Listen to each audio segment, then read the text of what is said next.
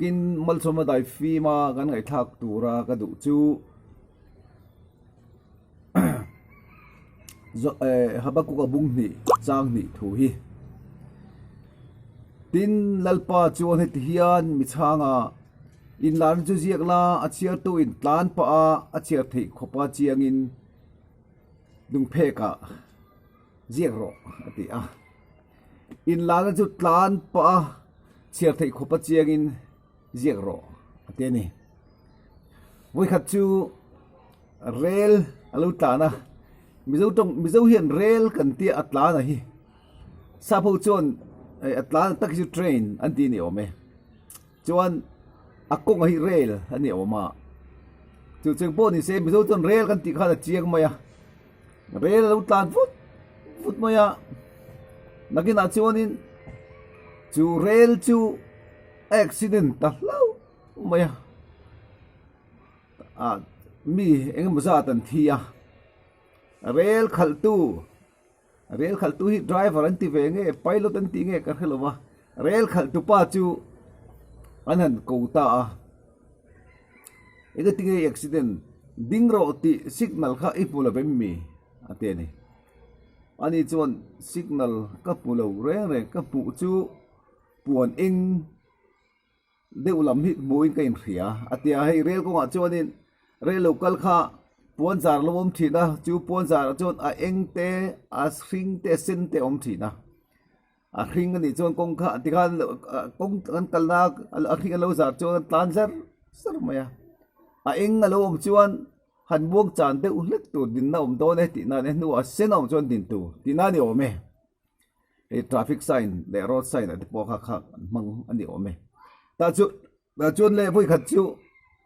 red che sual akhan mi chis ten a ko ta kha mi kha helaya flag vai tu kha an ko boka ta chuan rail khal tu pa chon zo ta puan sen in zari polem mi tia mulo atiani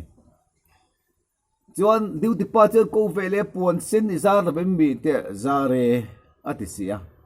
ani na zara akhal tu pa na musilo ta chuan che sula thing bok si mi ka basa tan thi bok si a enga tinge anin kasar te nang ini pulo antia ta chuanin azar tu pa ne na jon ipuan zar chu volate antitani anin apuan sin zar chu a flex sin zar chu avolata an phar chuaka flex sin chu lo ni nge maya ma se alo rei to lut tu ko alo dal fek to a sen ti por he to lo khopa eng ang rong lek nek a bal rong kha lo bo mi dal fek to kha lo ni a sen ti kha khiat ta lo bani chu ma jon rel khal tu khat a sen ni ti relwin a lo tan tlang kha lo ni che na rap thak tak theng ta ani ole kan christian na hian mi in kan rong hi min he rang to lo ani mai the ni tero kan tu puya khan ti kha in la du ziak la a chiar tu in tlan pa a chiar thei ko pa chiang in tlan pa chiar thei ko pa chiang khan flexion lo vai fa chu ni se kharel kha che sol lo kan christian nu na hian ngut ta kan ngai to chuan pathian in kan nun dan tur min khila adonga nung turi min khila kan zom tur dan te min pe kan ti tu le ti lo tur te min pe fek sidi lai chuan ama mi te ni si khan kan puan rong kha lo dal ta in ti teng pathian dan zom tu pathian tu oi ni atang khan kan lo tat niam ta dewa min christianity po hian lo khopin kan lo om ta eng ko khan nge ti po hian lo khop in kan lo om ta ani voi khat chu mi thi kan neya kan venga chu nu chu wait pe chia ne chu nu chu an thi ta eng ku khat nge vuyang ti kha ngai to ni to ba chon 7 day adventist kan ni vai min ron ve in vui thì min ko khan he tiang mi hi te a vui the ye vi ni chu eng pi po kan vui the lom an pastor te kan khilanga pastor ten local rim cha lo pun upa ten an vui thei lom kan ti a ta chuan chu nu chan chin chu kan thui a ko khada ni na lo nei mu mal hau lo maya a to ba chuan enge ni pol chok yang modeu khan an vui ta ni ole vui na hian eng ko khan ngei ni le pathian ko khan ngei ni setana ko khan real khal tu da lo bu nge tura flexion lo vai tu ni se real kha che sual lo ba chu tiang chia chuan inun kha christian nun dik tak chu ni se mizoram ai hian christian kal sual kan ti piang thar dale kan ti om lo fanga ai zol khu pui dang